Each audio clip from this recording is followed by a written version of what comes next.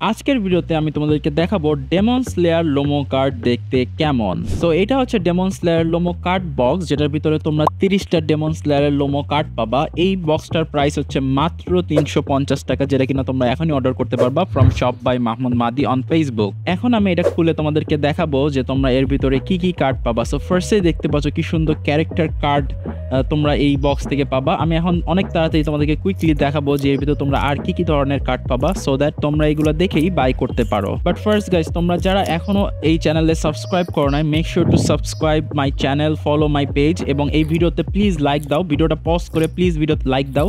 আমরা কি এই ভিডিওতে 500টা লাইক আনতে পারি? যদি 500টা লাইক আনতে পারি তাহলে তো অনেক জোস হবে গাইস। সো এখনই ভিডিওটা পজ করে লাইক দিয়ে দাও।